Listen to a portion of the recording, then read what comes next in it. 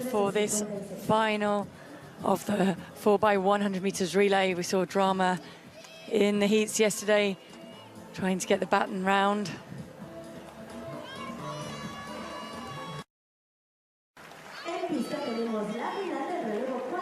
You see, this is at the second changeover point, so from the back straight into the bend.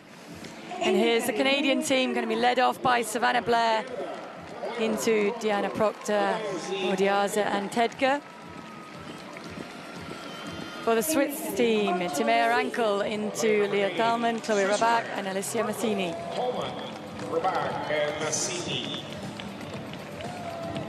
And the Jamaican team, so slick with their baton changes yesterday. Shnoya Michaela Douglas leading off into Aliyah Baker, Brianna Campbell and Ilana Reed bringing it home.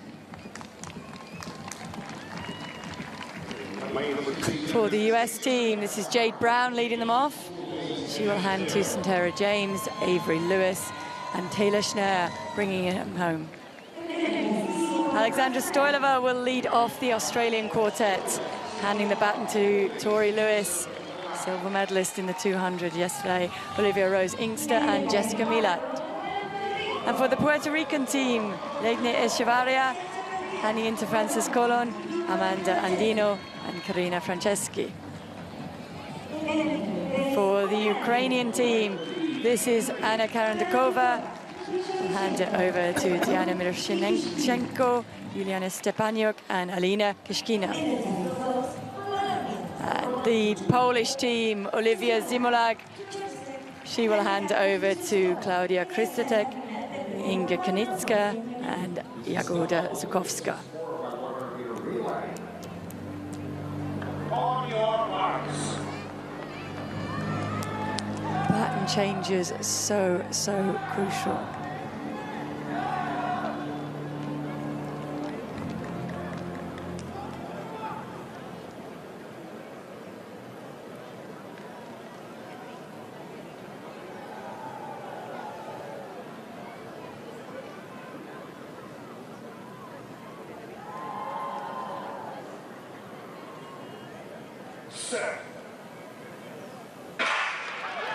It was a good start for the US team. They are blazing around, trying to make up the ground on the Jamaican team outside of them into the first changeover. Good changeover for the Jamaicans, a little bit sticky on the Americans. That enabled the Australians to get back into the competition on their inside. Here's this changeover. Again, great changeover from the Jamaicans, a good changeover and better, I think, from the Americans. Swiss team are also right up in there. This is where the Jamaicans are ahead at this point yesterday. And the American runner's gone too soon. That puts the Australian team in the lead, but Alana Reed, a look across, puts it into full throttle charging for that line and brings home that gold medal for Jamaica.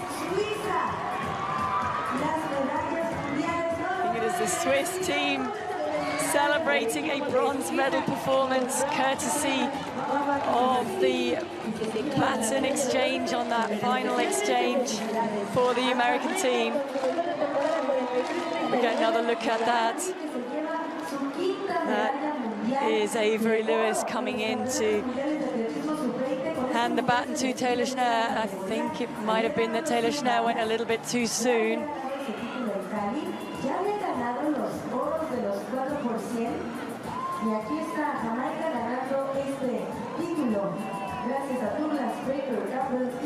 There is the result. It was a gold medal performance for Jamaica. Australian taking the silver and the Swiss team, and you can see what it means to them to take that bronze medal. When you watch an Olympic or World Championships senior relay 4x1, you have to remember that they train all year round as a squad together. These have qualified in the last few weeks and have maybe only trained together since they got into Lima. So it's a little bit rough and ready at times, and the checkpoints and the takeoffs also betray a little bit of nerves of youth, don't they? I think when we watch the USA on this last leg, that's what happened. Yeah, Went too soon. I think we are also hearing that there is a changeover under review for the Australian team at the moment as well. We did see yesterday just how well the Jamaicans did exchange the baton here.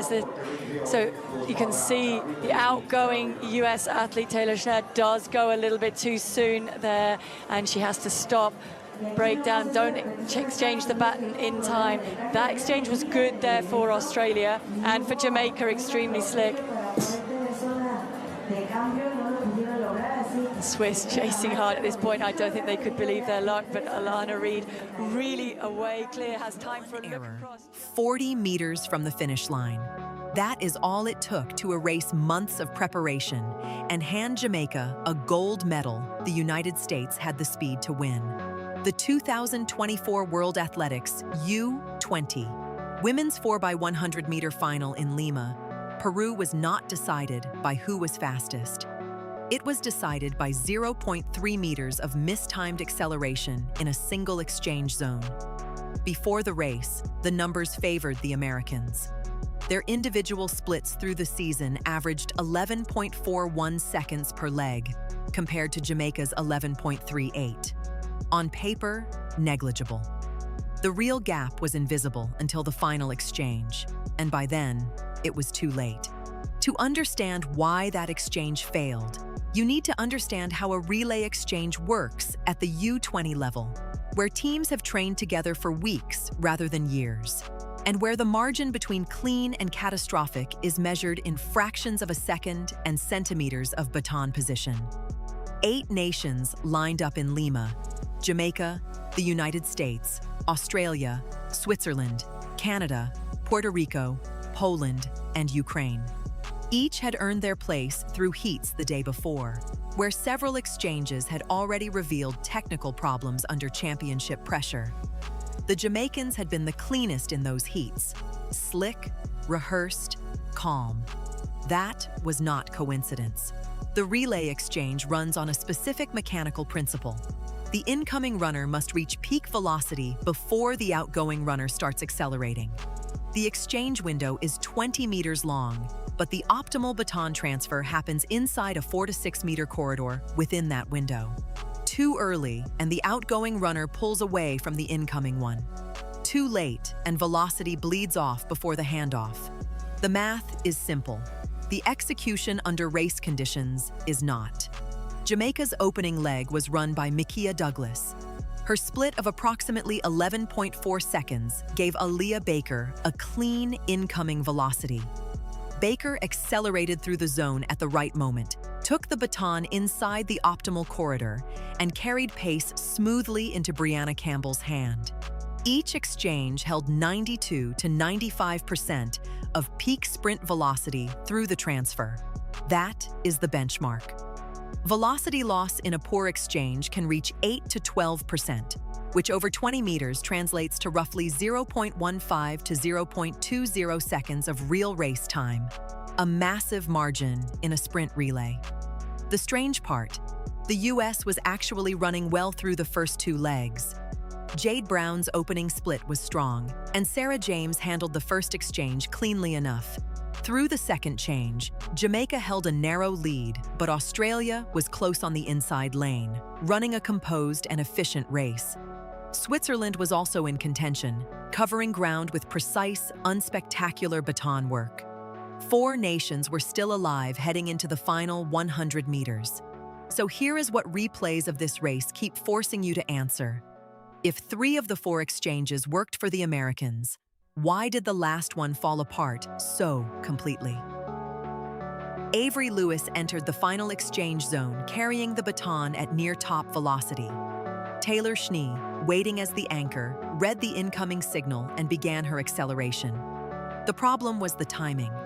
Schnee initiated her run approximately 2 to 3 meters too early relative to Lewis's actual position at that moment. By the time Lewis reached the transfer zone, Schnee was already 4 meters ahead and pulling away.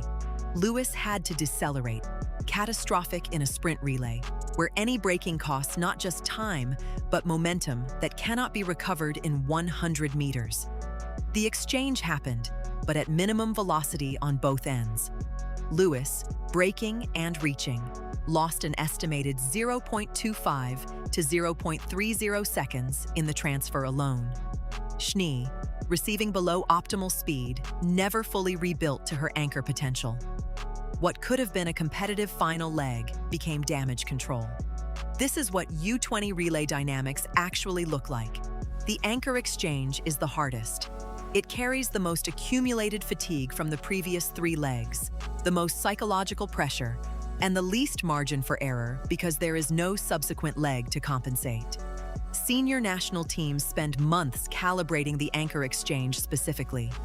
Junior teams, assembled weeks before a championship, often rely on visual cues rather than trained automatic responses, and visual cues fail at race speed. Put yourself in Schnee's position. You are watching an incoming runner in your peripheral vision, fatigued, under championship pressure, in a stadium with crowd noise disrupting communication. The go mark is a chalked line on the track. You move when instinct says, go. At the U20 level, that instinct is not yet calibrated to elite precision. That is a training problem, not a talent problem. Meanwhile, Elaine Reid received the baton from Campbell in a clean, high-velocity transfer and ran the anchor leg at an estimated 10.98 seconds. Reid had won the individual 100 meters at these same championships. She ran as though the race was already decided, because by the time she received the baton, it effectively was. Jamaica's finishing time of 43.39 seconds set a U20 season best. Australia, which had stayed patient and executed their own final exchange well, took second after the American collapse. Their silver medal came from consistency, not individual brilliance. Switzerland's bronze at 44.06 seconds was the result of 4 athletes who trusted their exchange protocol completely. No improvisation, no visual guessing, just rehearsed mechanics under pressure. The question about the US team is not whether they had enough individual speed to win. They did. The question is whether 4 athletes training together for 2 weeks can replicate what Jamaica's relay culture produces over months. In Lima, the answer was clearly no. That is not a criticism of the athletes. It is a structural reality of how U20 relay preparation works at most programs. What this race shows applies to every relay at every level. Speed is the entry ticket. Exchange mechanics determine the result. A team running 44.5 seconds collectively with clean exchanges will beat a team of faster individuals who drop 0.3 seconds in a single zone. The baton is not a prop. It is the competitive variable. Watching any future relay, the moment to study is not the gun and not the finish line. It is the 3-meter window inside each exchange zone where races are actually won or lost. Jamaica understood that in Lima. The United States learned it the hard way. If you want to see what clean relay execution looks like at the senior level, we have a full breakdown of the mechanics behind the fastest 4x100 teams in championship history. It is on the channel. Subscribe so you do not miss it, and drop a comment. Which relay exchange in championship history do you think was the cleanest ever run?